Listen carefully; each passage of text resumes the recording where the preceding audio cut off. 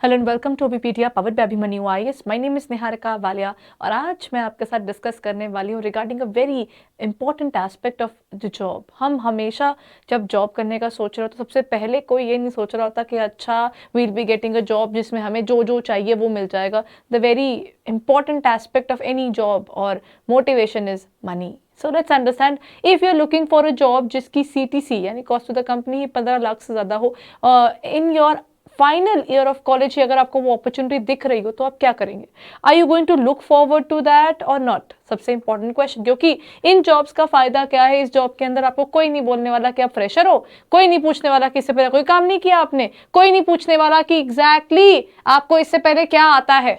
You're just gonna be selected and once you're selected, they take the pain of training you guys. वो training आपकी करवाएंगे, आपको training में भी पैसा मिलेगा। और ये कोई ऐसी वैसी जॉब्स नहीं है जिसके अंदर आपको रेगुलरली एक सिक्योरिटी ना मिले या फ्यूचर में आने वाले समय में आपको इंक्रीमेंट्स ना मिले, ऐसा कुछ भी नहीं है। So let's understand what are the job profiles having more than 15 plus और 15 लाख CTC। मूविंग ऑन, सबसे पहले समझते हैं एग्जैक्टली क्या कह रही हूं मैं।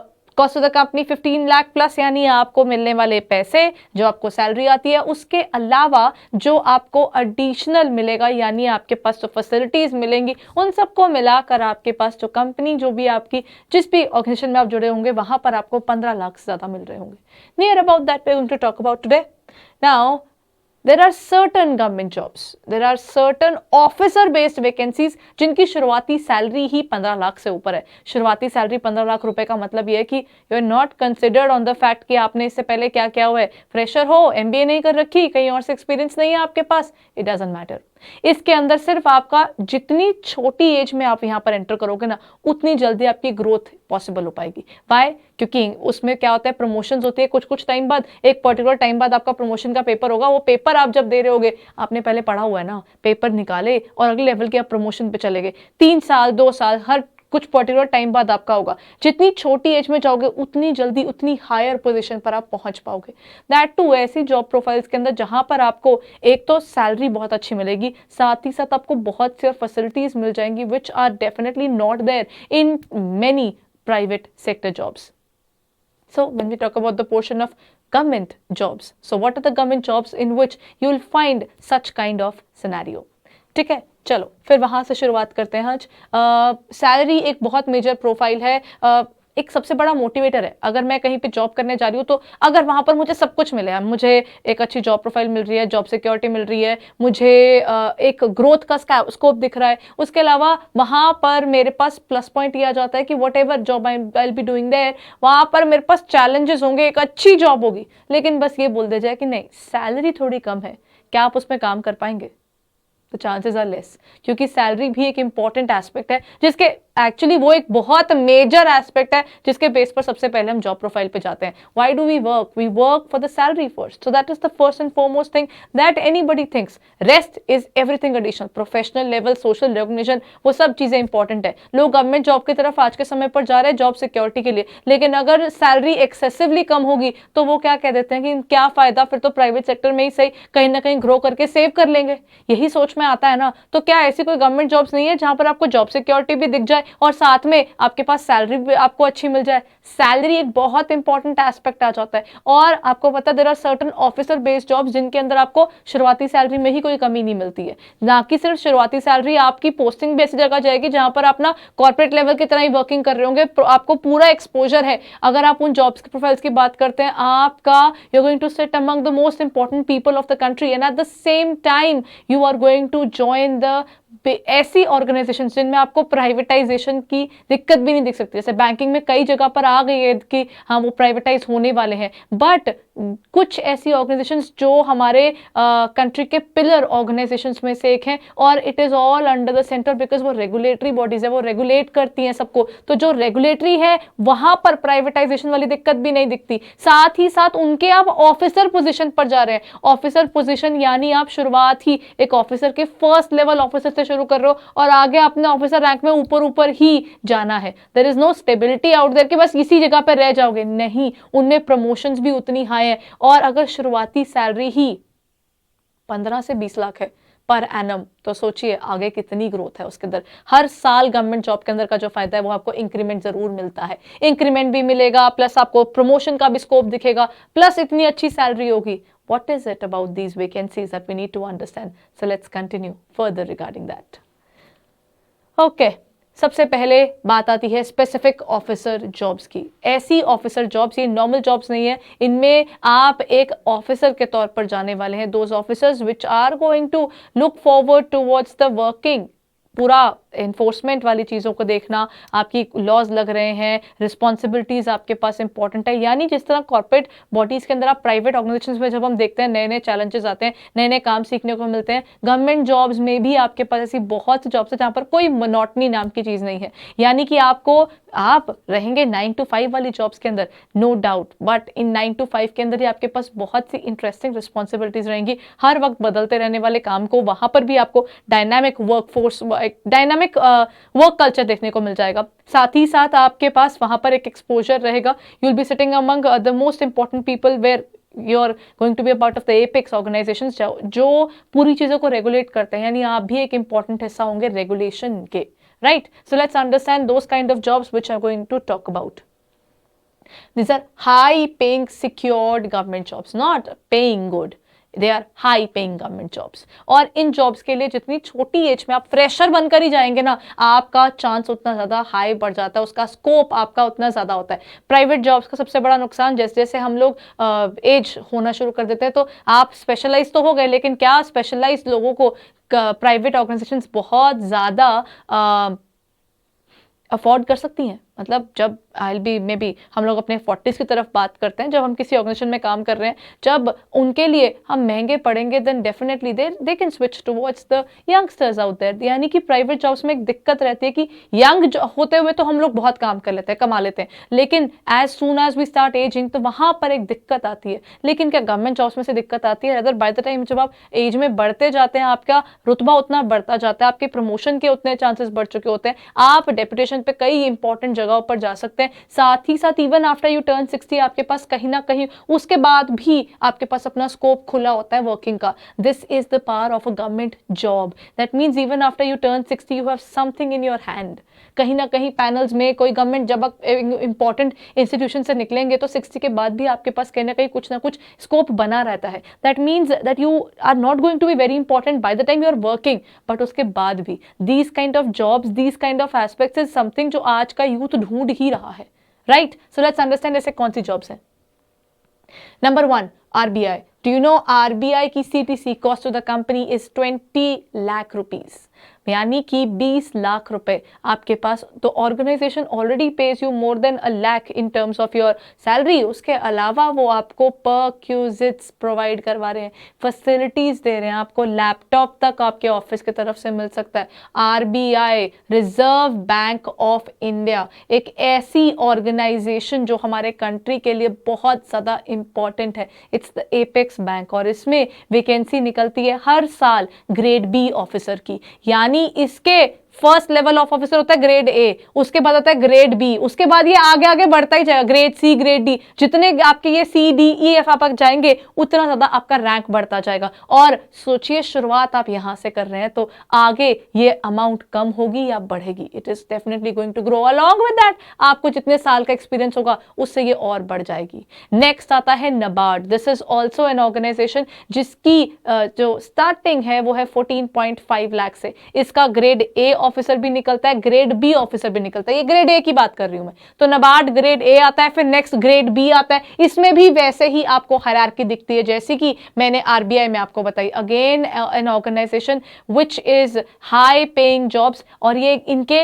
नॉर्मल ऑफिसर जॉब्स नहीं है, ये हाई ग्रेड ऑफिसर जॉब्स हैं, ठीक है। Next, moving on to the next one is SEBI.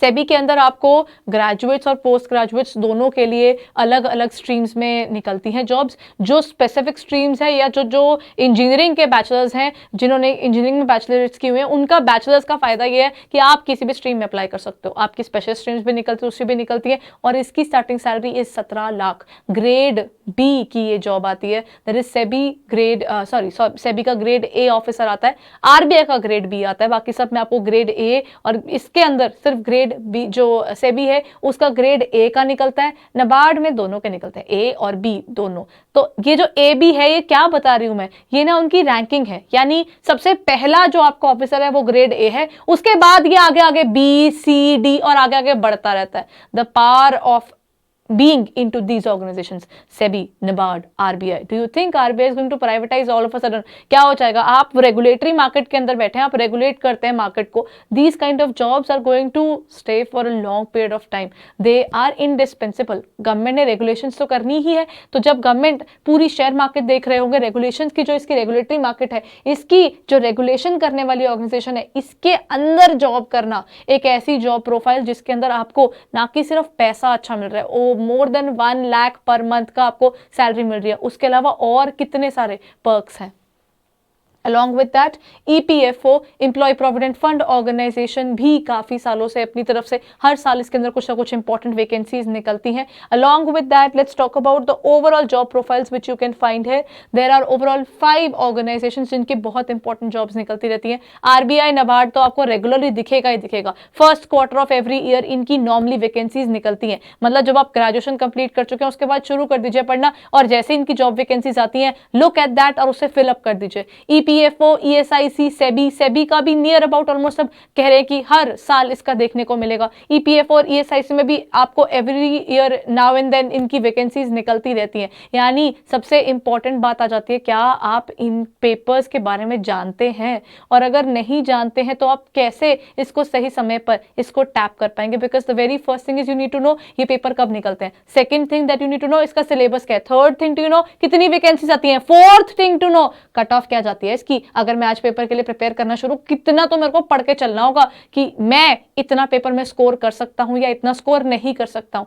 छोटी छोटी चीजें सुनने में तो इजी लगती हैं, बट देन पेपर के लिए, इन पेपर्स के लिए सिर्फ आपको अप्लाई नहीं करना होगा, आपको पढ़ना भी होगा, और उस पढ़ाई के लिए डेफिनेटली एक तरीका चाहिए होगा। You can not just go कि मैंने सेबी का पेपर देना है, मैंने RBI का पेपर देना है। These jobs are high paying jobs. तो क्या करना होगा, जब आप फाइनल ईयर में आते हैं तो उस समय पर अपनी प्रिपरेशन करना शुरू कर देनी चाहिए, बिकॉज आप कोशिश यही रखें कि आपकी जिस समय पर ग्रेजुएशन कंप्लीट होती है आपके सामने आपकी जॉब प्रोफाइल खुली हो। वो जॉब प्रोफाइल जिसको आप चाहते हैं, और सोचे 21-22 साल में लग जाते हैं, या फिर जैसे हम बात करते हैं 21 साल आपकी जिनकी 3 साल की ग्रेजुएशन है, 22 साल यानी 22 ईयर्स फॉर दोस्त जो इंजीनियरिंग में है, उन सबके लिए वहां आ जाता है। इंटीग्रेटेड कोर्सेज वालों के लिए फिर वही 22 की जगह 23 आ जाता है। तो इसका मतलब आपके पास क्या आ जाता है, you have a time period, आपके पास 3 इयर्स की जो आपकी ग्रेजुएशन है, उसके बाद में आपको सीधा इन पेपर्स की तरफ अगर फोकस करना है, then why not in the last year.